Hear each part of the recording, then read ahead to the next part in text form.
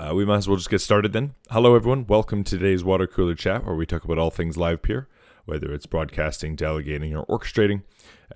Today is an open discussion to talk about all things in the Livepeer ecosystem. Today we do have a Q&A session with Eric 3.0.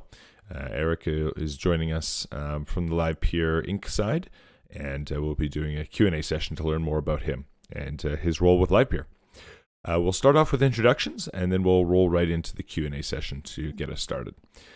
I am TitanNode, been running the TitanNode Orchestrator since April of 2021. I've been operating the pool now. And my topic for today is going to be about the update on the price per pixel per broadcaster upgrade that Elite Encoder and Brad have been working on. So a little update on that. And that's myself and a topic. Ben, would you like to introduce yourself and a topic? Hey guys, Orchestrator since November last year, so almost a year now. No topic my side. Just excited to hear what Eric has to say. Very cool. Thank you so much for joining us. Mike Zuper, would you like to introduce yourself and a topic? Hi, it's Mike Zuper, and the Zodap XYZ work since February this year. No topics in general. I just wanted to touch base with everyone on Arbitrum Nitro Upgrade just to see if anyone saw some issues or things are working. I've noticed that they've patched quite a bit since the release, so just seeing how folks are keeping up. Very cool. Thank you so much for joining us, Mike. Frank, would you like to introduce yourself and a topic? Hi guys, I'm Frank. I'm running Ultima Ratio node since May 21, and I have no particular topic tonight. Thanks everyone. Thank you for joining us, Frank. Papa Bear, would you like to introduce yourself and a topic? I am Papa Bear. I've been running solar farms since July of last year, and I don't know if it's a. I'm sure people in here have seen that there seems to be an issue bridging LPT back to L1. So really, it was more of I'm here anyways, but I just wanted to make sure everyone, if you haven't seen that, is aware that it does not seem to be working right now. So don't bridge your LPT back to L1 right now. If you do need to get funds, I would recommend converting them with Uniswap to ETH and then shooting them back over. ETH does seem to work. I mean, I was able to bridge ETH back successfully. And we can talk about that later if you have specific questions, but that's kind of my topic for the day. Very good. I'm quite curious about that topic because that's a pretty big topic. Unable to bridge between layers. We'll get into that later. Thank you so much for joining us, Papa Bear. Thank you for having us. Eric, would you like to? Well, I'll come back around to you because you're going to do a Q&A session, so I'll skip you for now. Swgee, would you like to introduce yourself and a topic? Yeah, Swgee, Steve. I'm a architect for recording, and I'm just here to support Eric, hear what he's going to have to say, and in case there's a question that he doesn't know the answer to, I can jump in. So.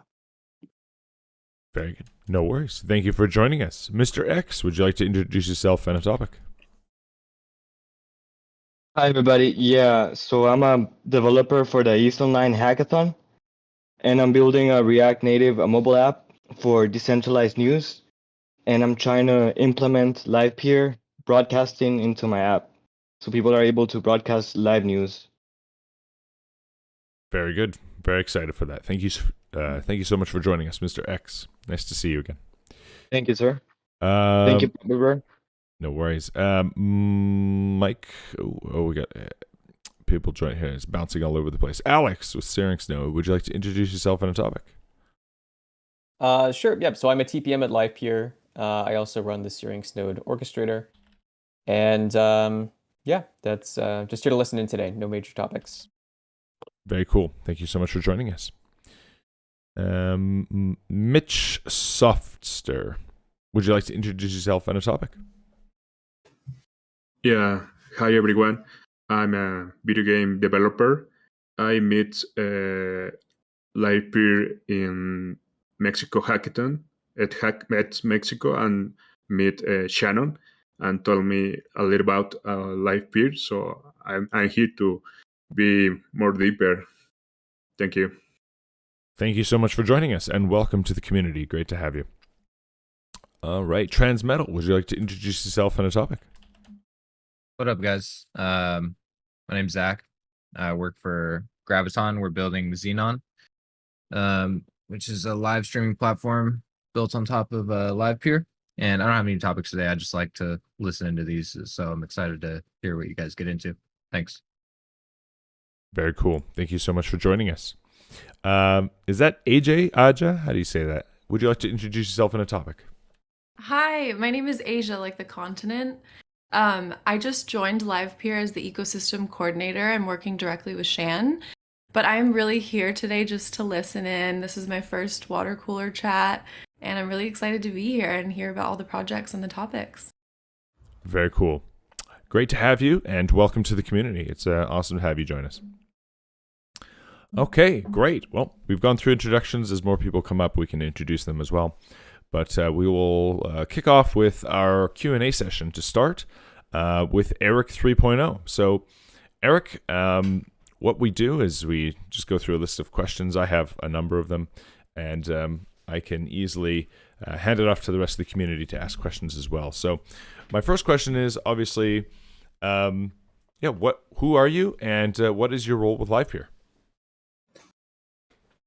Hey everyone, yeah, I'm Eric. I have joined Livepeer as a community manager. I've been doing community building in Web3 for about 1.5 years. Before this, I was at Koi Network. I work with community building DAOs. Really heavy focus on building and uplifting communities in Web3.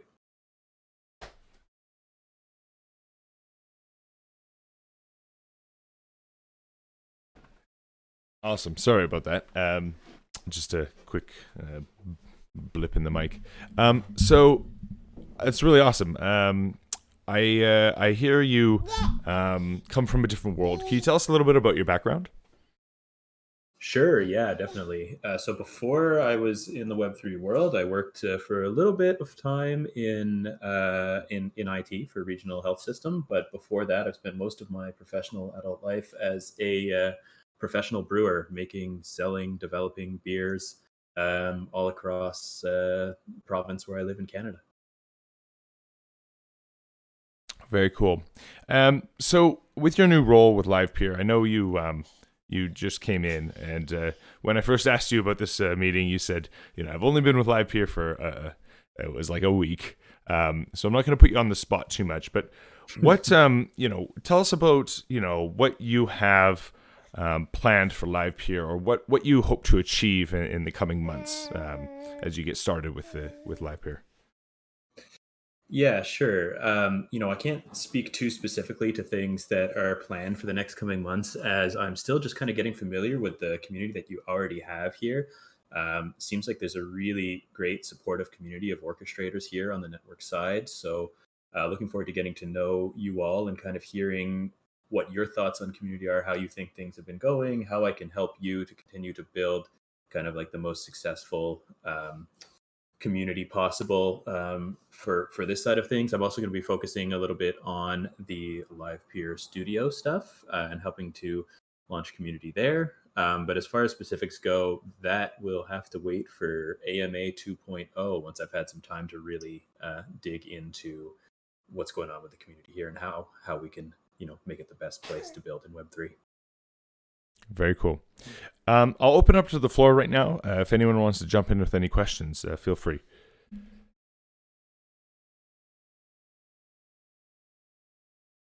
So I was wondering if there was any development on fixing the React Native template from Livepeer that you guys have.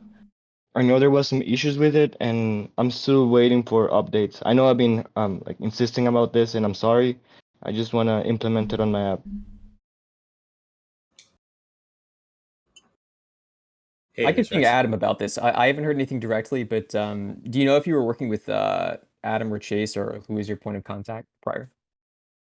Let me see. So I messaged Eric. I messaged 1 second. She you, and then another person. Maybe Alex. Gotcha. Yeah. If I definitely add me on Discord, and then I can try to raise this today. Because I know that's in progress, but I can probably get you a more distinct answer there. But thanks for raising that here. Yes, please. It's Alex Sinks, right? Syrinx. Yeah, it should be. Yes, that's what it should be. Or I can send you a request too. Whatever's easiest for I'm you. Sir. messaging you right now. Awesome. Thank you. So, Eric, probably not in your field of expertise for that particular question. Not currently. Yeah, no worries. Which is totally cool because before this chat, we talked a little bit about growth. We talked about how growth was a big part of, I believe, your strategy. Do you have a plan for how you would like to see a community grow? And what's your definition of a healthy community?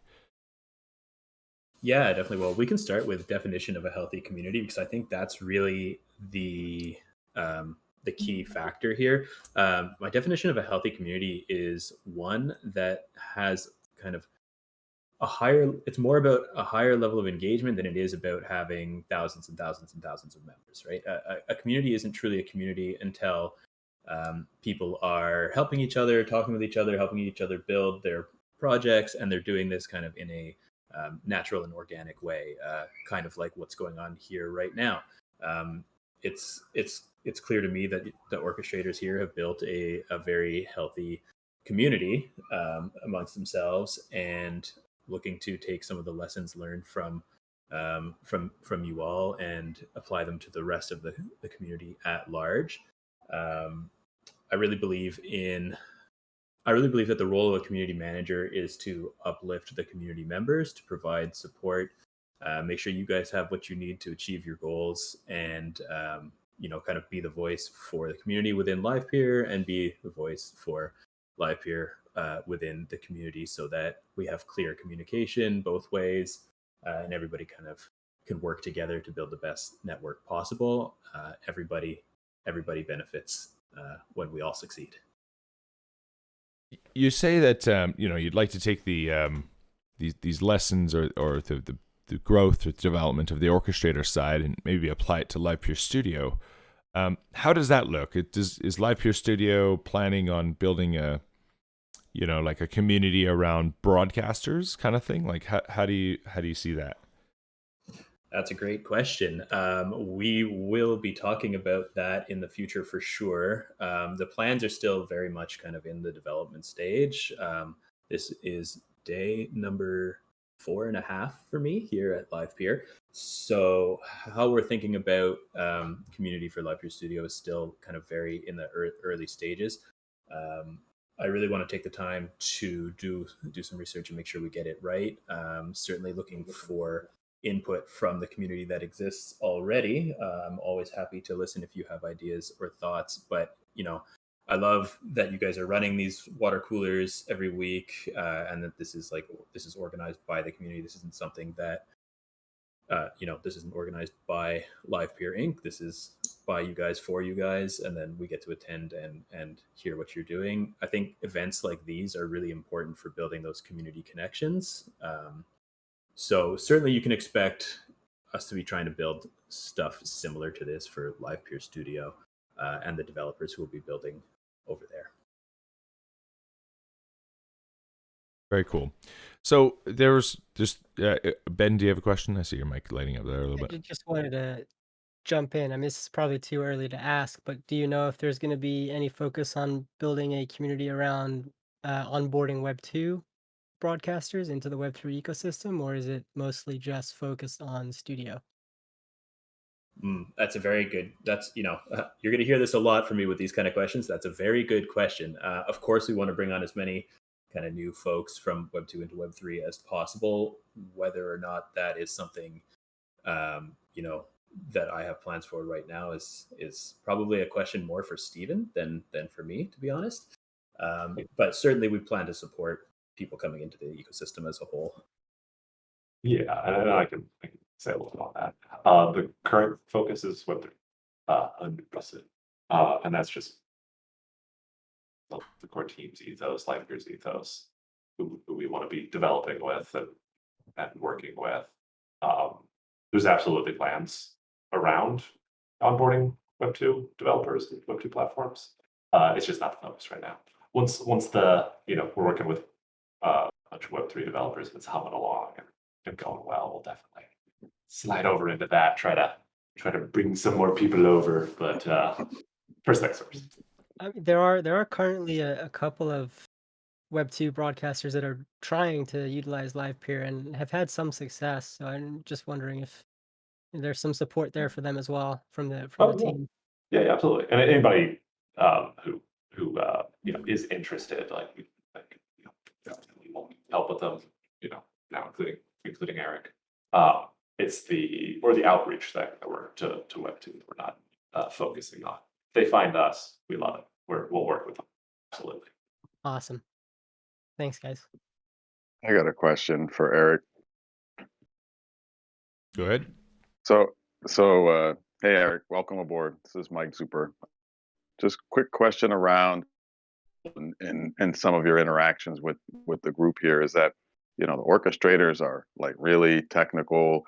There's a lot of depth in terms of running an orchestrator, a transcoder, GPUs, all kinds of crazy stuff, and we get into the weeds a lot. We got L2s and L1s and bridging and all these things, studio, web developers, RTMP, like there's a whole host of things that you're probably going to have to catch up with. How do you plan to maintain some, communication with the super technical folks, and then some of the other folks using studio or content creators probably won't be as technical. So how do you plan to, account for the diverse set of folks you're going to be working with? Yeah, well, certainly I will be learning to join you in the weeds on the technical stuff. Although I don't come from a hyper technical background, I am a quick study. I do plan to kind of learn at least the top level concepts as much as possible. We do have a great team at kind of Livepeer core contributors who are extremely technical minded and can help these community members with their questions as they come along. I also really plan on working closely with you folks and your technical knowledge already to point people kind of in the right direction if they need questions that are answered. I understand that there's a good chance I am never going to be the most high the end all be all of technical question answering for sure. That's not necessarily my strength, but as any community grows, I like to spend a lot of time getting to know the members in the community and their strengths and the kind of things they're interested in, so that when questions do come up, I know kind of, okay, well, Michsoftster is, the super technical orchestrator. He can kind of answer your question. And if you have questions for developers or app people, I'll in the end maybe have people to link you to. I do put a lot of effort and focus into kind of learning who my key community members are and building those relationships in between them as well. Cool. Great. Sounds awesome. Thank you. So I have a question for Eric here. It seems like in Livepeer we have three distinct stakeholders, right? We have the orchestrator, which provide the resource of transcoding. We have the broadcaster, which is the customer, and then we also have this notion of a delegator, which is could be considered some sort of like investor or some sort of passive party to secure the network. How do you see these three stakeholders, and where do you focus on for each stakeholder? Like, I guess what's your priority, and how do you see that going forward? Yeah, it's still pretty early on in the process. I need to get a really good understanding of how the three different categories of community member work together before I could answer that question in any way that isn't just speculating. But certainly each group is important to one another in different ways. So kind of figuring out where those key connections between them lie, and then how I can make communication, make processes easier for all three groups of people to interact with each other. I think that's going to be like the foundation of the plan for the three groups. But again, I still have quite a bit of learning to do on how all three interact with one another. So I'll be definitely looking for input from you and the rest of the orchestrators on your thoughts on how things have been going currently, what you think could be done, what you would like to see done. I'm always here to listen to your thoughts. Very cool. I got another question. Yeah, go ahead, Mike. Sorry, go ahead, Titan. No, just, again, along the same line of, this questions around, community building. One of the things that I, read and seen in some other areas is potential like community-based incentives. And I don't mean like getting paid for doing stuff. I really mean just like ways to acknowledge and reward folks that are active and that are participating, that are in the discords doing stuff. I mean, at the end of the day, you guys are employees of the Livepeer, right? And a lot of the folks here are just volunteers. So just understand if, again, it could be as simple as like a badge or an emoji or, an NFT or I don't know. Are there thoughts around some sort of incentive for those key contributors active in the community? Oh, absolutely. I have all kinds of thoughts on how we can do these things. I don't have anything I can share right now, but I certainly acknowledge the fact that the community members who are the most active and who are providing all this kind of support are doing it, not as employees, but as kind of invested and valuable community members. And we definitely like to highlight and recognize the people that are putting in this work. So yeah, you can expect to hear from me about that going forward for sure. So I think I speak on behalf of some people when I say that as a community, I think the broadcaster side, the customer side of Livepeer is probably, for lack of a better term, lacking the most, right? Like we have a pretty strong orchestrator side. We have supply that much supersedes the demand. We have delegators in the crypto world. They'll find us when they realize how great of a project it is, and they tend to find us and do their part. But I would say that the broadcaster side, the customer side of Livepeer is the part that needs like a lot of focus. Is this something that you're interested in taking on and focusing on, or is this are you still just kind of trying to build it all as a whole kind of thing? If that that's very it's a very insightful question. There is definitely going to be, from my part, a focus on the broadcast side with Livepeer Studio, with VOD coming online, plans for all of that stuff. We need to build a community of people who are building on Livepeer, right? This is obviously an important thing to have.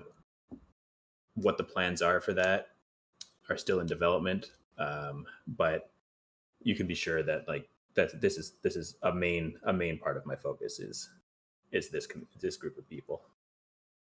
Very cool, because that's good to hear, because we have some of them in our call right now, right? Transmental and I believe Mr. X. These are people that want to use the Livepeer network, want to broadcast on it, integrate it into their apps. We've had a few other broadcasters come in the past and express their interest. But it seems as though, they don't have their own water cooler chat. They don't have as much of a strong community, I believe, as, say, the orchestrators, which the orchestrators are more than happy to reach out and help. So I just wanted to make that comment because unless anyone else disagrees, but I think finding that place for... Yeah, I think there are two set of camps you're talking about. Broadcasters and orchestrators are in different worlds. They speak different they're different. They're not the same. They're different. But there's some overlap. But I think, to his point, this is really the water cooler chat is really heavy orchestrator focus. Although we get a variety of folks in here, which is good. We need that. But, just it's to his point is the camaraderie, the grouping around those broadcasters seems fragmented. Yeah, and I Yeah, mean, absolutely. realistically, to be fair to the broadcaster side of things, the orchestrator and the network side have been around for many, many years, right?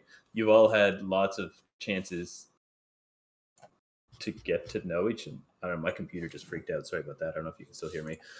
You've all had a long time to build these relationships, to get to know each other, to plan and host these events.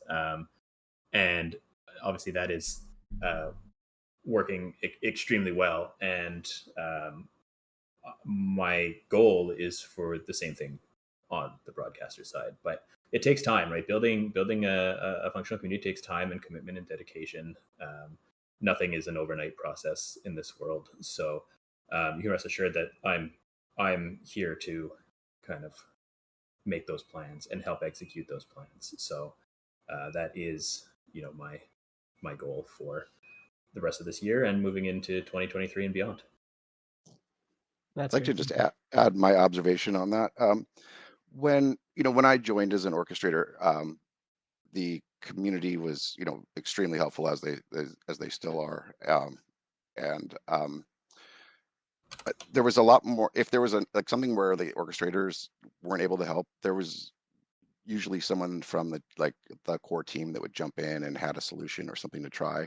I don't see that happening as much with new broadcasters that are coming in, and again, it's not that the orchestrators aren't willing to help out. They'll do as much as they can, but when there's something where it needs someone from Livepeer to jump in, it seems like that issue comes up and doesn't get addressed as quickly as maybe it could be, and I don't know if that's driving people away from using the network. So I don't know if there's a way to have someone from Livepeer who's kind of just checking the Discord every so often, or if there's someone that we can at least know to ping if we see that someone's looking for specific help that someone from Livepeer can help with. That because a lot of us have played around with the broadcaster and have test nodes up and things like that, but it's not. Most of us don't know it nearly like we do the orchestrator transcoder side of it. So it's understandable. I super appreciate you bringing that point up. I would love to hear more from each of you actually at any point if you want to send me a direct message and kind of let me know what you kind of thoughts, comments, concerns on community, especially as it comes to broadcaster stuff. We're still kind of we're growing this side as well, right? So the plans are just starting to come together. I am here full time on Discord, Telegram, pretty much any kind of communication platform that the network uses. So if you feel there are things going on or you have questions or anything, you can always message me. But I will be, as I get more comfortable with Livepeer and the tech and everything that's going on, I will be kind of hopping into those chats more organically. We do have some extremely helpful people on the team. Shiyu is a great resource for broadcasters. I imagine, Asia will be a great help for people who are looking to build in our ecosystem. So the team is kind of coming together now to help this broadcaster side of things as well. Great. Careful what you ask for. Papa Bear Authority. No, they've been known to be called the tidal wave. So be prepared. I'm ready. Bring it on. The more communication, the better.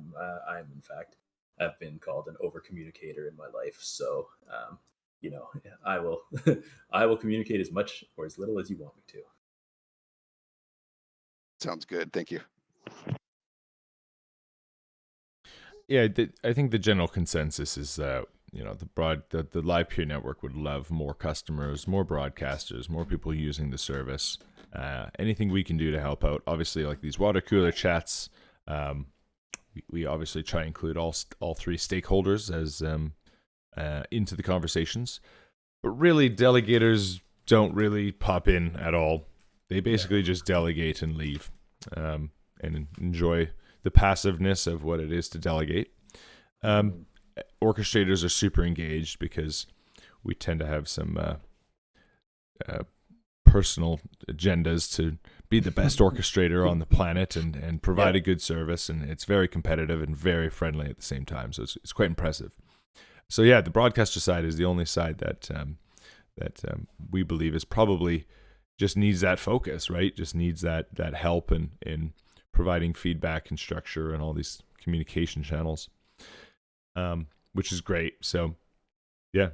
Does anyone else have any more comments before I move on to some more broad questions for Eric and then wrap things up?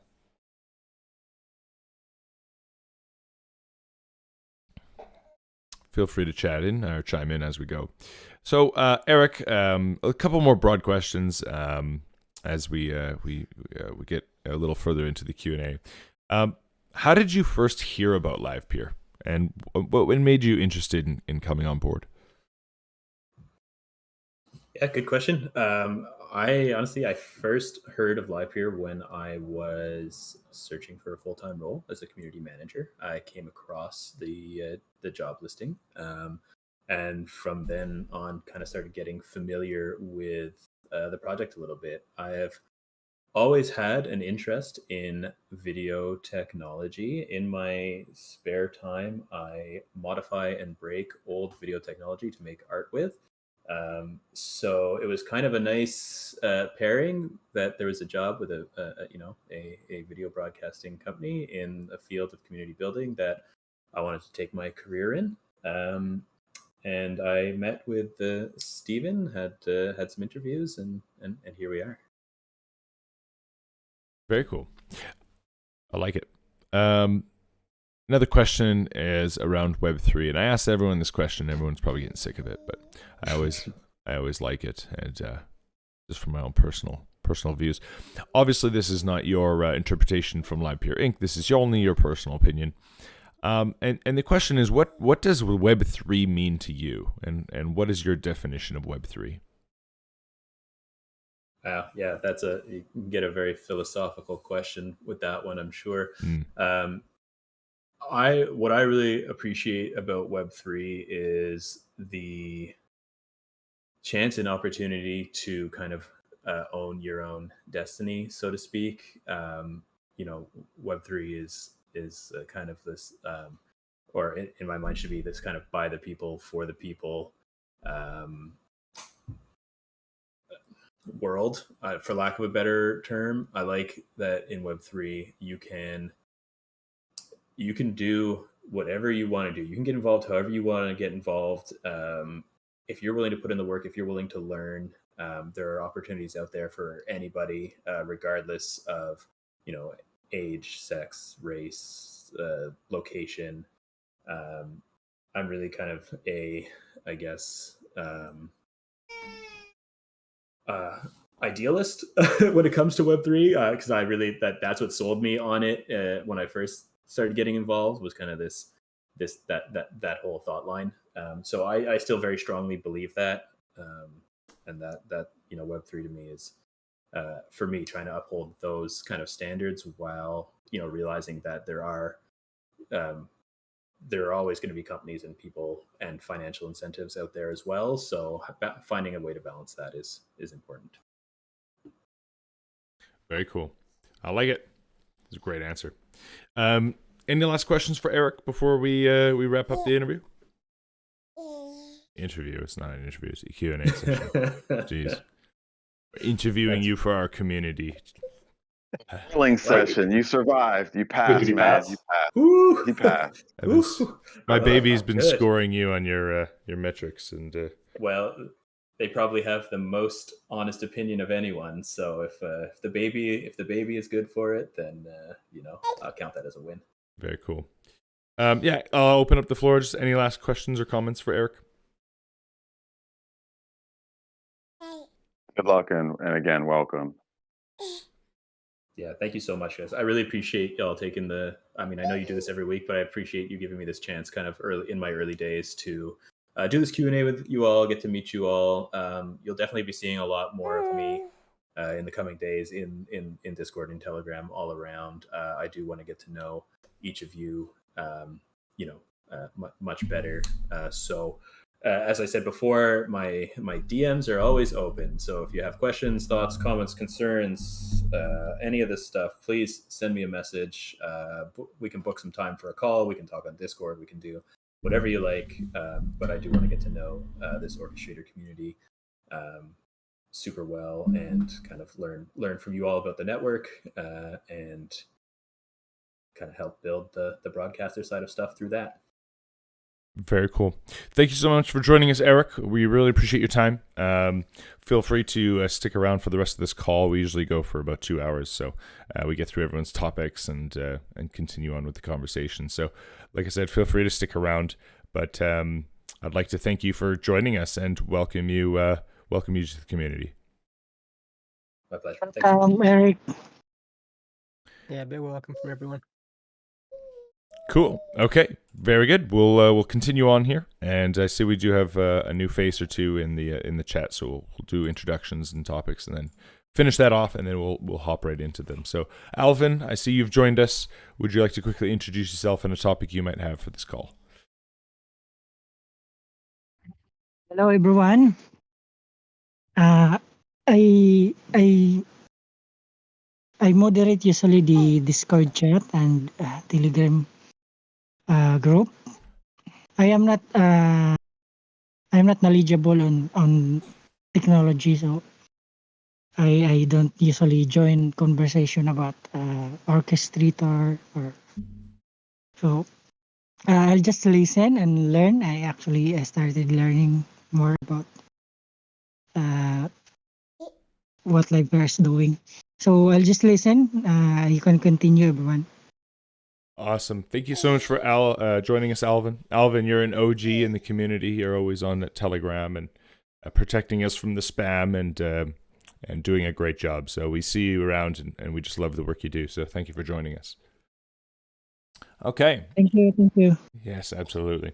Okay, let's just start with some topics. I have a baby in my hand that's probably going to start crying in like 10 minutes. I have to probably feed her. So I'm going to start quickly with my topic, and then we'll go through the rest of them. So a quick update. We are working, Elite and Brad are working on the grant, originally called the Performance and Reliability Board. But it's morphed a little bit, actually, because we're really just focusing a lot on just this upgrade to the Go Livepeer client, where we can offer multiple prices for specific broadcasters.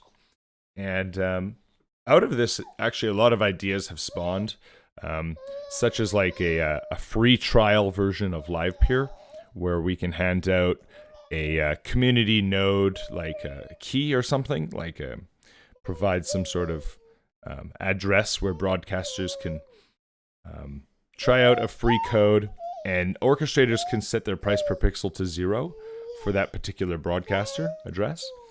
And by doing so, we've successfully confirmed that you can actually now try out Livepeer with 0 deposit on mainnet.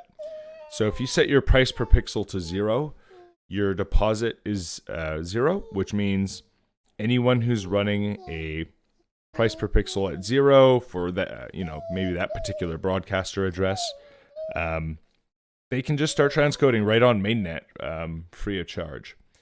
So people don't need to spin up testnet nodes. We don't need transcoders on testnet.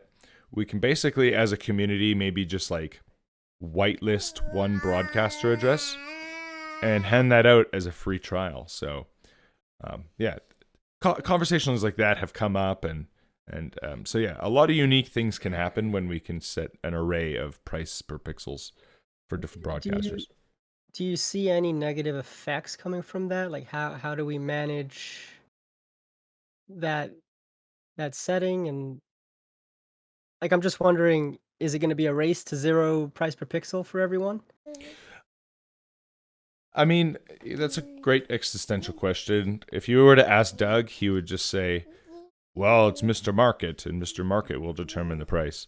Right. So We had the same thing happen with the reward cut, right? The grant started requiring people to set it to 0, and we had this big race to 0 where right after the merge or right after the upgrade that Livepeer did, nobody was making anything off rewards because we were all trying to go back to 0. absolutely. Yeah. Hoping So that doesn't happen with this as well. So this is my theory behind it. Like by default, all our nodes will all like there won't you won't have to change any configuration with this update. So there won't your price per pixel is still just the default price per pixel every broadcaster will accept, right? Like it's like there won't be any configuration changes. But we just added an extra flag where we can set a specific broadcaster to a specific price. And it just gives more flexibility. Like we know that Livepeer Inc. are willing to pay $1,200. Well, maybe your cost of running an orchestrator is really high, and $1,200 doesn't actually cover that. So, but maybe you don't want to turn down the Livepeer Inc. work. So you could set your Livepeer Inc. broadcaster to $1,200, and then for every other broadcaster, it can be $2,000 or $3,000, because that's actually what it costs, right? So it doesn't have to go down. It doesn't have to go down. It can go up. Just gives us more flexibility. But as for the 0 price per pixel thing, I was thinking more specifically just an ability for orchestrators to hand out some sort of free trial to people that want to just test out mainnet, really, without having to deal with a deposit. And that's like, we could just limit those to one stream. We can, just all types of, just some sort of free trial on mainnet, I think is a good idea. But we don't have to make it 0, right? Like we don't have to make, like, if you set your broadcaster to 0 for that particular free test, like you don't, it's maybe temporary. I don't know. I went to go get ice cream the other day, and we were almost not going to buy the ice cream. And then the guy came out and he's like, hey, you want like a taste tester of like the different kind of ice creams we have? And I was like, oh, sure. I'm not going to say no to something free. And then next thing you know, we bought like 8 ice creams with the whole group. Right? So. Right, but so does the broadcaster still need to have that deposit and reserve? No. No, okay. Only like, again, this is like, these are just ideas. This is not being implemented yet. This is just giving orchestrators the ability to set customized price per pixels per broadcasters. Right, yeah, I'm thinking future-wise, like the whole free trial idea could be a slippery slope. And what stops a broadcaster from just DMing each orchestrator and saying, hey, can you set yours to 0 for a week? And then they have, months of free transcoding. I guess you said there could be limitations that we put in there, and maybe there'll be ways to automate the free trial and fun things like that I haven't thought of. Sure. But like, okay, they get a month of free trial, and then we onboard an app that uses Livepeer, and they're happy with their service. That's how sales works, right? That's how you get Right, people but in the door. we're in such an early stage where everything's kind of manual and clunky, where this could be really exploited, right? So that's just what I'm thinking. This isn't a fully fleshed out system, obviously. So setting it to 0 and having multiple people competing for free trials and trying to get broadcasters to use their node, to me seems like it could have some negative effects initially. Sure, obviously, yeah. Like this is not a fleshed out idea. These are just conversations we've been having. Yeah, So, just my 2 cents there. Yep. So I mean, maybe a free trial idea is a bad idea. Who knows, right? But anyway, this upgrade is they're doing the tests on it right now, and then they'll be putting it into the code base on GitHub pretty shortly, doing a pull request. Is that a change that the core team's expecting? Are they going to be prepared to review that, or is that something that you guys are hoping they're going to approve? Because they could decline it, right? Yeah, absolutely. I mean, the grant got accepted, and that was phase 1 of the grant. And so the core team have I guess accepted the idea that this could happen, and so yeah, if it comes across and they don't want to do it, then like obviously that's their choice. But you can also run the forked version if you wanted to, which would allow this change. So yeah. So anyway, that's the update with that. We'll see how it goes, but it's a step in the direction for the overall grant, which is the reliability and performance dashboard. So now, if you wanted to, you could just run your own broadcaster, stream to yourself at 0 way per pixel, and just keep testing out your stuff. And then yeah, the whole idea about the reliability and performance dashboard is still like up for debate on how that'll go forward. But yeah, so that's the update. Still working on the price per pixel feature. Cool. Let's move on to a couple other topics. Some pretty big ones that are coming up, which I think is the Nitro upgrade and this bridging issue. Papa Bear, do you want to talk a little bit about this bridging issue? I know you chimed in on it. Can you tell us a little bit? Yeah, and I actually have a little bit of an update since bringing that up. I got a response from someone on the Arbitrum team that it's an issue with the UI that is just not showing the claim button, and the funds it says are safe. Don't worry. I just actually posted it in the if anyone wants to read it. It's a short, like 2-sentence thing. But basically, they are going to fix it so that the claim button shows up, and then you can claim your LPT. So I will update that post when I see it actually working. But they are aware of it and apparently working on it. So this hopefully will not be an issue. But as of now, or as of this morning, I was recommending not to transfer LPT over the bridge. I mean, I'm happy to talk about anything else about it, but I don't know. It may be a non-issue at this point. Very cool. Does anyone have any questions about what was going on or not? I do. What was the issue? Okay. Like what? So it's funny. I didn't want to bridge anything before, like right before the Nitro update, because I was like, you never know. There could be something that goes on. I don't want something sitting on the bridge. So everything went so smooth on our end, once we updated. So the next day I was like, all right, I'll go ahead and bridge some LPT back to L1. And it was like 8.5 days later, it was just showing as calculating, because usually when you bridge, it'll say like, the estimated time until you can receive or until you can claim your tokens. And it was just sitting on calculating the entire time. So once it was past the 7 days, 8 days, now 10.5 days, like something doesn't seem like it's working properly here. So basically, yeah, there was just no way to claim it. Like if the claim button never popped up, and it just was like just calculating and never counting down to when you could, claim your tokens on mainnet. So that was kind of, originally I was like, is this something that I just screwed up? I mean, I've done this before, but then Berries and Pawn both did a small test, and although they didn't get to the 7-day or 8-day window, theirs both were just calculating and never showing like an estimated time remaining. So it just brought the issue up. And then I saw there was actually someone else over in the Arbitrum Discord that was having the same issue, and then someone that posted about it also here in Livepeer that was having that issue. So it was, and again, now we have word from Arbitrum that it's a UI issue. So that's at least good news that it's hopefully just a quick fix of like, here you go, you're all good, claim it.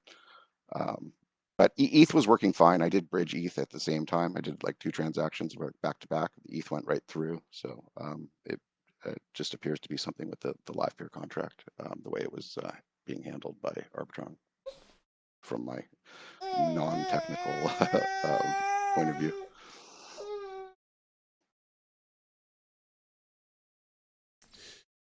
Well, there you go. I'm glad that that you ventured forward onto mainnet and found bugs. It's amazing. Makes me I feel seem proud. to be able to find those things, whether I try or not. I'm able. I just seem to find bugs. No. Yeah. So hopefully this will all be solved and be a non-issue. And yeah, I mean, again, the initial upgrade went so smooth. I was like, oh man, no problem. But yeah, I think it's all going to get worked out. So a little alarm bell there. It happened over the weekend, so it just seemed to take a little longer to get all sorted out. But as of now, the estimated time is soon. That's the official word. So I don't know what that means, but hopefully it is actually soon in normal time. There you go. Great. Well, thanks for the update. I'm glad that somebody's on it, and you even reported it to the Arbitrum team. It's amazing. How was your response? How was your communication with the Arbitrum team? Was it a good experience? Well, originally I submitted a ticket through their support on their website, and I got an email reply back probably within 12 hours or so, and then they asked me for some additional info, basically some screenshots of what I was seeing. And I didn't actually get a response back there, but then actually Ben tagged me in a discussion going on in the Arbitrum Discord, which then I reached out to an admin over there, and he looked into it. I'm assuming it's he. Someone there looked into it and then responded back with that it's a UI issue and they're aware of it. So I mean, pretty good overall, I would say. Very good. Well, I'm glad that's assuming it gets fixed. It was a good interaction. If it drags on, then I'll reserve that answer, but or I'll change that answer. But for now, I'm happy with the response time there. Very good. Michsoftster, you talked about your Arbitrum Nitro upgrade as well a little bit, since it's kind of the topic. What were your comments on it? Wow. Again, I think overall the upgrade that happened was, a couple hours, which they expected, and it was a very seamless upgrade. I think they launched it. Folks started bringing on other, like alchemies and furas. They started coming online, and so things went well. I upgraded as well from the original ARB and to Nitro, and I immediately, startup boost was like, my original setup was 50-minute startup. Before that, it was 3-hour startup, and now it's 5-minute startup or 2-minute startup. So and the server resource usage is significantly lower. I mean, the hardware was really high that you needed the requirements for it, server disk usage, and now I mean you can run on like a $25 VPS on your favorite provider. So again, I think there's definitely improvements there.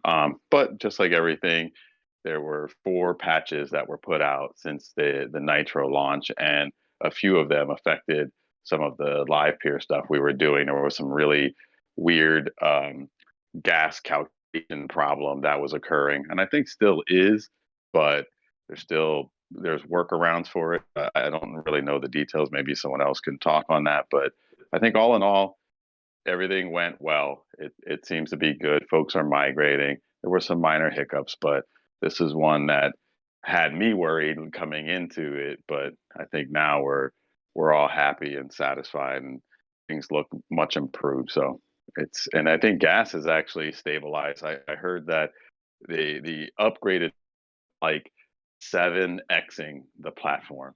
So gas has been like flatlined since it hasn't actually moved at all, no spikes. And I think they're going to resume their Odyssey, which crashed the network, a couple months back, and it was real disruptive. So I think these are all good signs. Anyone have questions? Yeah, just to chip in on that weird gas issue, I think that was something with Livepeer itself, and they have a new build coming out that'll fix that. But the workaround, if anyone's not aware, is just to set your max gas price to 1 GWh. Having it too high was messing up the calculations. Oh, And even like a half a way works. Yeah, basically just keep it low. Yeah. It was basically making an estimate, I think, based on your max gas price. So if you had it set high, it was just calculating that you needed to have a lot of money or a lot of ETH to do the transaction, when it wasn't actually going to use that much, but it was estimating that. So if you didn't have enough in your wallet to cover it, the transaction wouldn't go through. and this would be redeeming the Ethereum ticket that you would get, right? So that was Any the transaction. That any or a reward call. Yeah. Oh, geez, terrible. But if you've had no problem with claiming a reward, you were good. You either had your gas set right, or you had enough money in your account to cover the estimate. I never had any issues, and I had very, very little amount of gas. It was only affecting Linux for some reason. Yeah, not Windows. And Yeah, also Windows the was last fix, the last fix, the last master or release is fixing the problem for Linux. I have tried it since 2 days with no problem, so you can use it. But my Linux nodes were redeeming tickets just fine. You must have your had max gas set. Yeah. No, but I don't have I don't have a max gas set at all. So That's It's why. why it's why you have no problem. Oh, okay, I see. That's why. Very good. So I didn't have a problem. I had max gas, but then I removed it, when there was a spike, a couple weeks back, and since then I just didn't realize it, and that's why my stuff was working, because I was scratching my head like a couple random. It seemed like random folks were having it, but based on how much money you had and what your gas price may or may not have affected you. So that was good debugging. Again, Papa Bear and Authority know, man, they'll put them on your beta tester list because they're gonna find issues. I guarantee you. Whether we mean to find the issues or not, they just seem They to don't want to, but they just have a knack for finding them. I don't know how. I can't reveal that secret, but yeah, I kind of wish I didn't have that, but yeah, somehow I seem to find it. Very cool. So that's the update. Yeah, there you go. Yeah, so that again, another issue that seems to will not be an issue down the road, and I think that the workaround for it is pretty well known for anyone that was affected by it. So, and I do want to thank Frank for actually being the first one to get the test build up and running and confirm that it worked, because he beat me to it. So thanks, Frank. You're welcome. Okay, cool. Well, based on my list of topics, there were a lot of people with no topics, so we've actually gone through all the topics. I want to ask Marco something if he's around, if he's willing to come up and chat. I have a question about the Orchestrator. What is it called? The Orchestrator tracker. Yeah, I was just a general. Oh, there he is. Hey, Marco.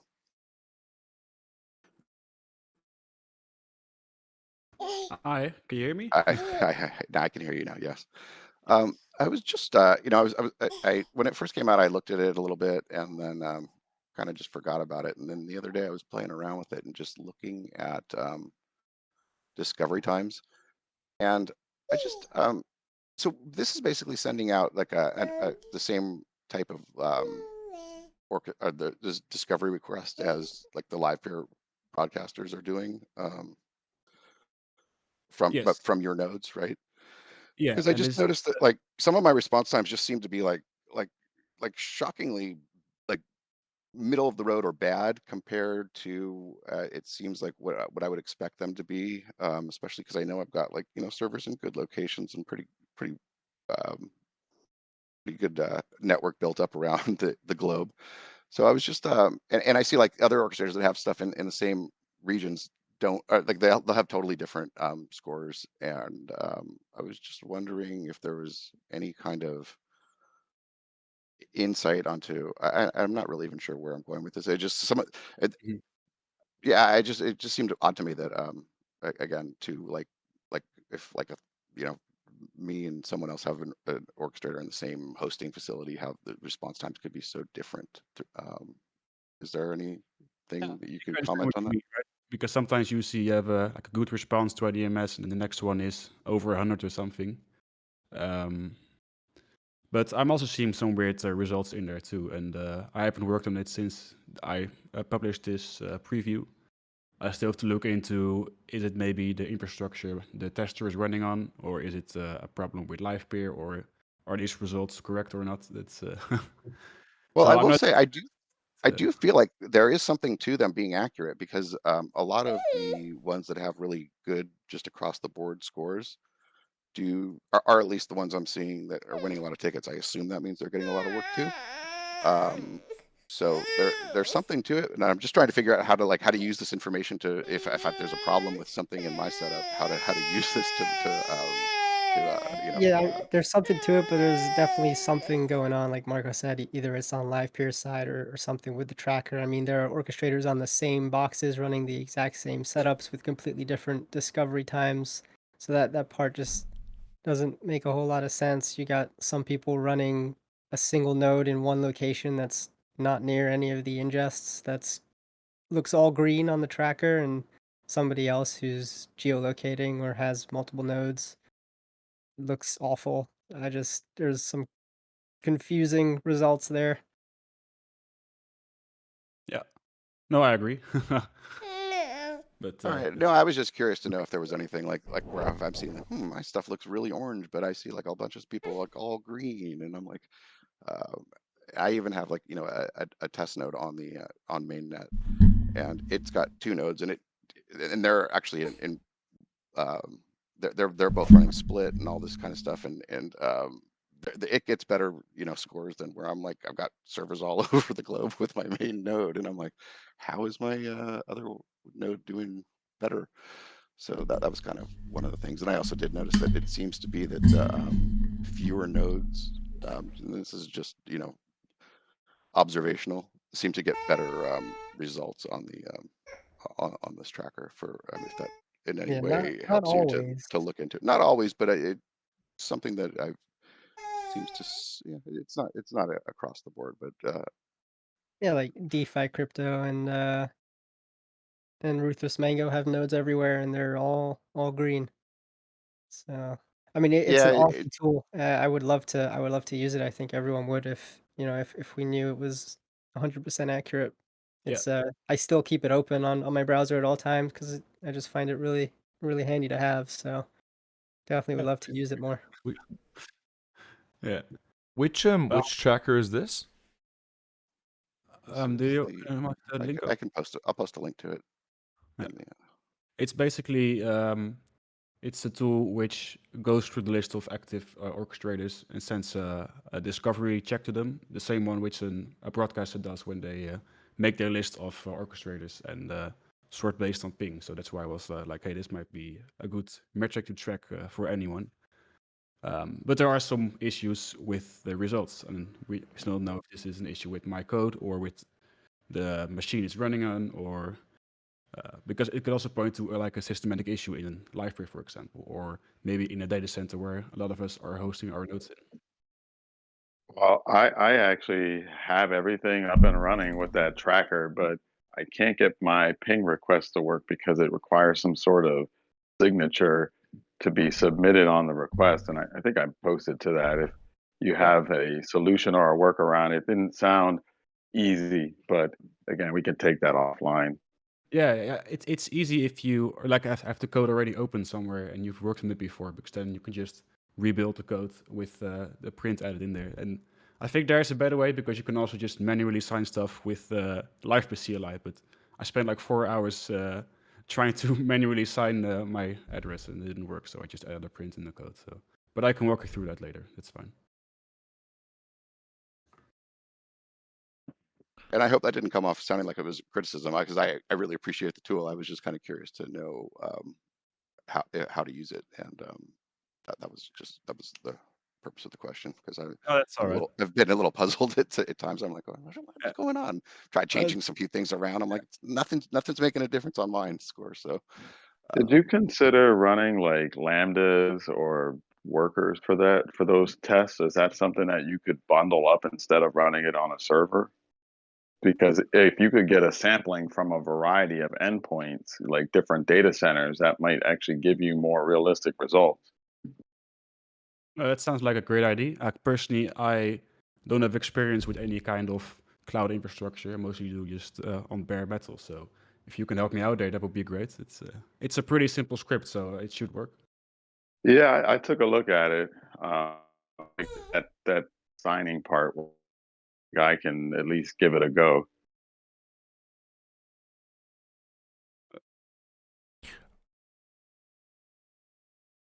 Are these orchestrator discovery times from the actual same server as the Livepeer ingest nodes, or are these different servers? These are machines that I run my own orchestrator on. Okay, I see. And except for Chicago, which is offline for now, so it still has some old results in there which are still stored, but it's no longer picking anymore. Right, because I have my GeoDNS totally modified for Livepeer Inc. So like my Las Vegas node is going to end up not going to LA on this particular form. It's going to go to New York, which would be a.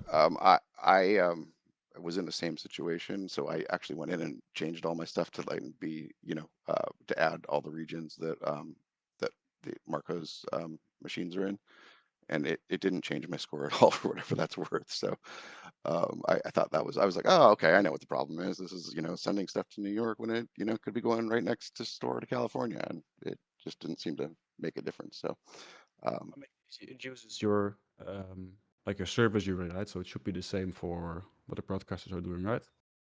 I'm sorry, I just didn't hear the beginning of that question.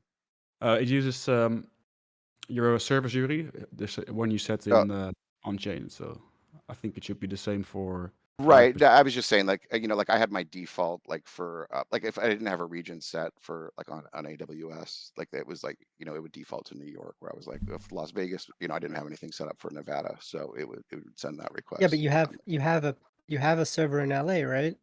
Yeah, so I went in and I just added like that LA region in. Yeah, So but it's using your service URI, so it's going to send it to LA.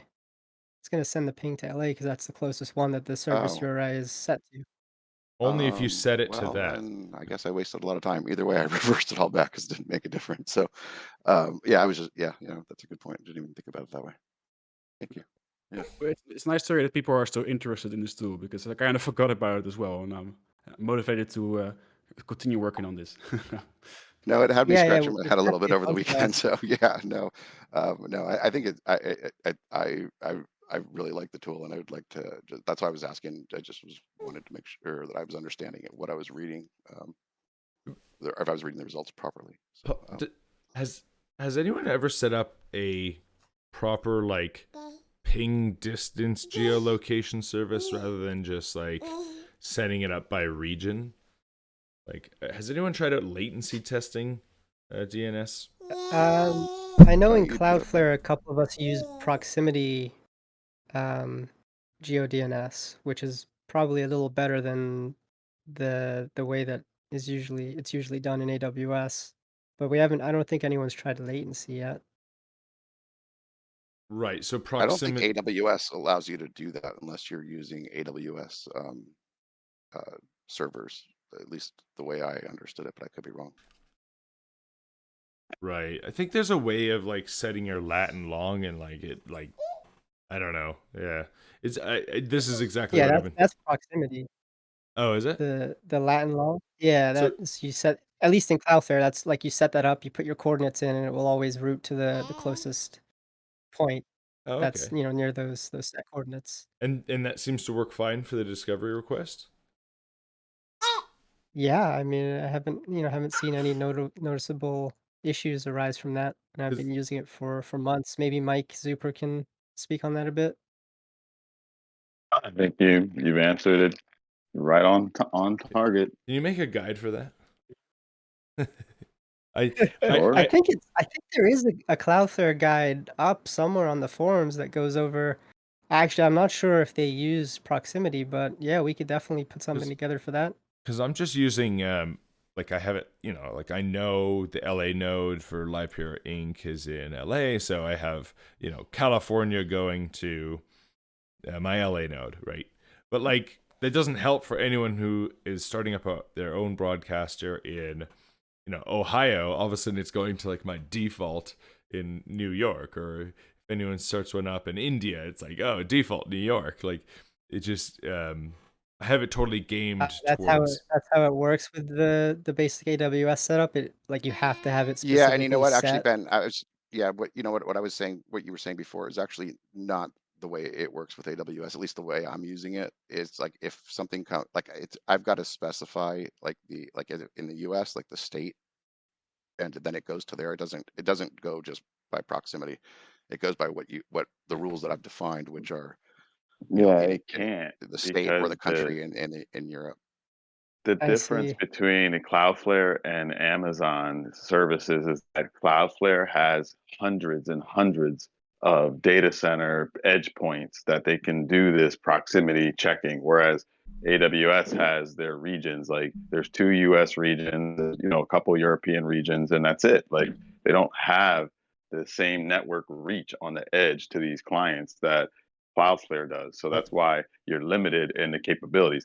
Again, with some finagling, you could accomplish similar results. But I think if you look at the Cloudflare UI and the approach that they take, it's significantly easier to set it up, and it's more geared to as Ben was describing, you can actually go in. I don't care. You can go into a central US region and send the traffic to Singapore if you're really, I mean, again, it's that kind of granularity you have.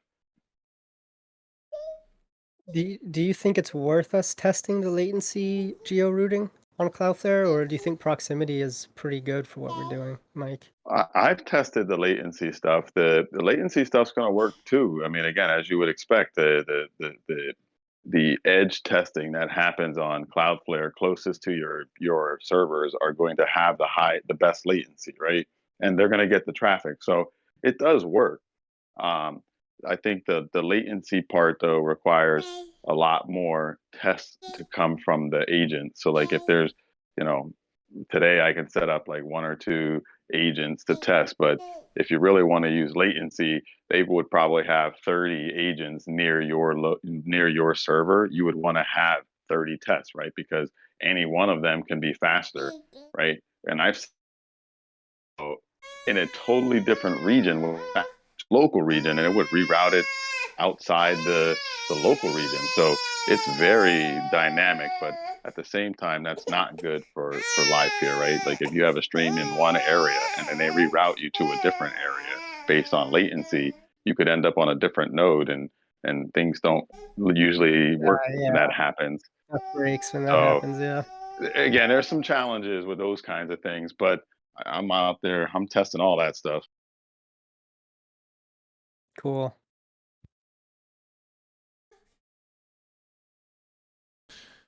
Well, thank you, Marco. Appreciate it. Yeah. Great. Any other topics or comments for this water cooler chat?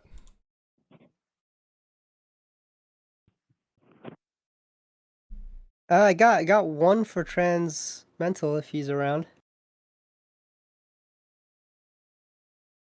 Maybe not. Transmental, are you with us? Yeah, well, I'm here. My bad. I'm working and listening, so I had to find my No Discord. worries. That's good. Just a quick question. With the beta test and then future tests with the app you guys are working on, do you plan on using the public network, or do you have I know you have your own orchestrator set up, so I was just wondering if if you're just gonna do that, or I'm running the Twitter, so I was waiting for an answer from a dev to make sure You that I saw answered you with my reply there. complete transparency. I believe the way it works is that if so we use the published catalyst right now. So I believe the way it works is like we default to our orchestrator, but if we need more transcoding power, then we'll pour over into the public network. Cool. Sounds So would you mind sharing that Catalyst configuration? Because I've been messing with Catalyst for a while in the earlier parts of it, and I gave up on it after a while, and I just stopped looking at it. But if you actually got it working and things look like it's running good, that would be very helpful Yeah, if you we have some actually instructions there. we're actually getting lower or less of a delay from streamer to viewer than Twitch is Wow. usually. So Holy we crap. actually have it like set up pretty nicely. Obviously, we've just been doing internal testing, so we're really excited for the end of this week to go live to more of a external testing group to see if that like holds up. But we're getting like anywhere from like 4 to 6 seconds of delay, which is super acceptable. Yeah, that's great. But Yeah, I that's will. huge. Holy I'll cow. speak to our dev team. I have a few meetings with them today about whether or not we can share that configuration, and then I'll let you guys know. I'm sure it won't be an issue. Like I once we go live, like obviously our GitHub will be mostly public. So I think it might just be a case of waiting until we're actually in production. But yeah, I also, like I said, I'm not 100% sure that's how it works. That's just kind of my best understanding. Like I'm the product owner and product manager. So I communicate with the devs and I write out all the specs for our contracts on Arbitrum and stuff like that. But they have been doing the digging through the Livepeer docs and doing all the configurations. So So I will. Sorry, thank you. I appreciate that. I was just going to ask one more question about your Catalyst setup. Are you doing RTMP input to Catalyst? Or are you doing like WebRTC into Catalyst? We have both. So are you signed up to test? Because the form isn't actually I closed. did not. I couldn't find that, to be honest. I was Okay. actually lazy, In so I the could go in the back and check announcement again. channel for Livepeer, the latest announcement has the link. I'll put it in the water cooler chat as well. Anybody in here, feel free to sign up. The sign up isn't actually closed. I'm just doing a little bit of marketing FOMO for people on Twitter. So yeah, everybody in here can feel free to still sign up if you'd like. But we actually offer both. So we offer like a straight from browser stream. And we also offer the ability to generate a stream key. And something really cool, actually, I don't mean to make this about Xenon, but something really cool that we're doing is Brag. You guys are actually doing good work. Brag. Feel free. we're built on Arbitrum, and so we have a credits contract so that people can offer paid exclusive live content. And the fact that we're built on top of a blockchain for our payment systems means that we can actually utilize that for other things as well, like generating new stream keys for each stream instead of like there's somewhat of an issue on Twitch and like other streaming platforms where like if you expose your stream key and you don't know, like somebody can just hijack your stream on Twitch like when you get off or at any time really. And with our platform, we have a stream key that actually like has a timer on it in our backend. So like once somebody goes live with a stream key, well, first of all, to generate it, they have to actually sign it with their wallet. So they have to sign a transaction to generate a stream key. And it's actually a new stream key each time you go live. So like there's no risk of getting your stream hijacked. Which I think is really cool and kind of follows that Web3 ethos of just being super secure. Trustless. Yeah, Yeah. trustless, permissionless. Like it just works. You don't have to worry about someone stealing things. Like Right. that's a great feature. Right. So it might seem like a hindrance to like anybody that gets onboarded onto Xenon that's more of a Web2 streamer. But I think that the Web3 community will really appreciate it. And once people start to realize like what it actually means to, generate a stream key with your signature instead of our platform just giving it to you, I think people will appreciate that. Yeah, no, it's great. Really Awesome exciting. work. I think Yeah. with Studio there's like a 15 to 30 second delay. So the fact that you got it down to 4 to 5 seconds is Yeah, crazy. Catalyst is awesome. We were and honestly, a lot of it comes down to actually the file, like the video format that we're delivering. We are going with WebMs, even though I think HLS has better like quality, like auto quality features, but we're working on doing some fallbacks to other file formats just in case, like, because I know Firefox doesn't actually like WebMs too much, and neither does the like iPhone browser like Safari. So we are working on some fallbacks, but we accomplished the like very 6-second delay or less with using Catalyst and delivering WebMs.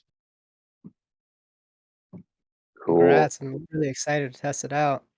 Yeah, no, I'm in the beta. I'm signed up for that beta, have been, and I'm ready for that thing to go live. I Yeah, won't play I'm working Yeah. on some docs today and for the rest of this week, just to like, I'm sure you guys will be able to figure it out, but I just want to give some, point everybody in the right direction. And the way it'll work actually is since we have all the wallet addresses, we'll be running a script and delivering some Arbitrum Gurley test ETH to all of your wallets, in addition to the kind of fake stablecoin that we have our contracts pointed to, so that you can purchase credits and you won't have to fumble with any bridges or do any testnet like farming for ETH or anything. So we'll deliver all of that to you on Thursday.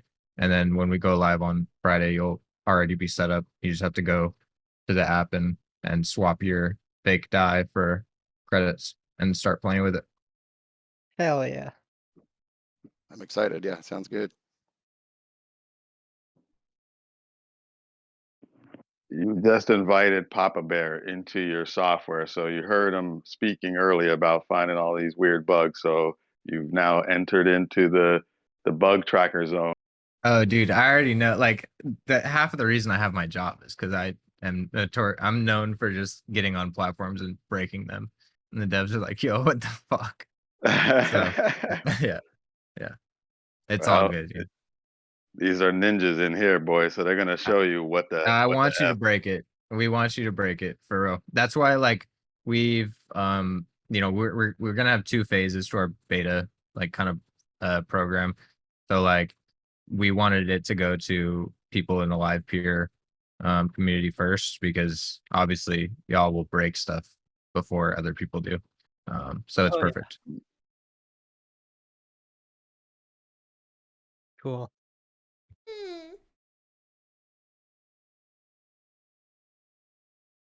When you Okay. bring customers to the Orchestrator community, they're all gonna love you. So believe me, you keep bringing customers, everyone's gonna help you. All right. Do we have any more topics? I'm probably going to sign off here in about 5 minutes. If you guys want to keep going, by all means. But do we have any more topics we'd like to cover? I think we're all done. Very well run, Titan. You got this thing down and just working efficiently now. Yeah, well, I got a baby in my arms. This one got a little more significantly difficult than the other ones. So it's been fun. Yeah, nice work. Hopefully the baby grows up to host these water coolers themselves. Yeah. We'll see. How you gonna do it? You gonna do it? Now she doesn't want to talk. Oh, jeez. Funny that. Cool. Okay. Well, we'll end it there. Thank you everyone for coming. I appreciate you all being here for this week's water cooler chat. And yeah, we will. Oh, before we sign off, do we want to? I know Pawn isn't here. Do we want to switch back to the old time? Either is fine for me. Do we have any objections to moving it back to 3 p.m. EST? ET? No, that time works for me. That works for me, and especially if it works better for Pawn and for Varies, I'm all for it. So actually, I prefer that time, but I can do either. Is it still on Monday? Yes. Oh, awesome. Okay. Yeah, 3 p.m. ET. We do have a guest next week. A lawyer is going to be joining us talking about node operations and protecting yourself. Ooh.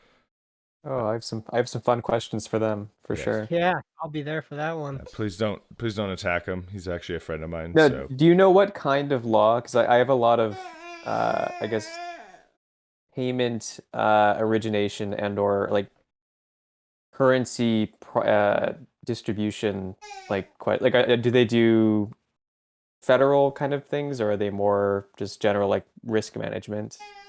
Okay, hold on, my baby's going. Okay. No worries. I'm gonna go ahead and let him answer all these kind of things. So what he's doing is he's more interested in coming on and hearing about what problems we are facing, and then probably going back and doing research, and then coming back and doing a more formal or more education. He's not going to come in, fist swing it. Oh, Jesus. He's not going to come in and start being an expert and telling us what we need, just because he's more interested in finding out what we're trying to accomplish first.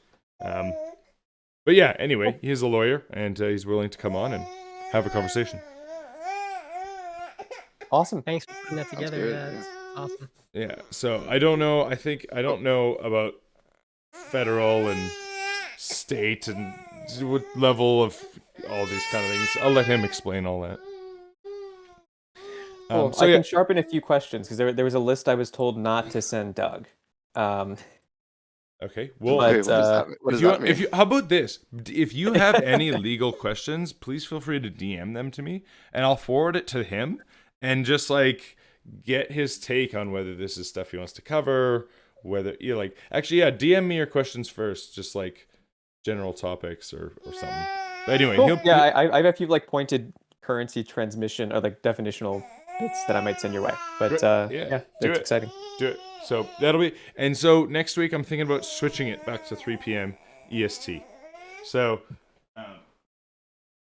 it'll be easier because we can just do like if people come on at noon, we could just say, oh, it's pushed back by 3 hours, which will allow us to, because we missed out on a lot of people when we switched it 3 hours ahead because people showed up late.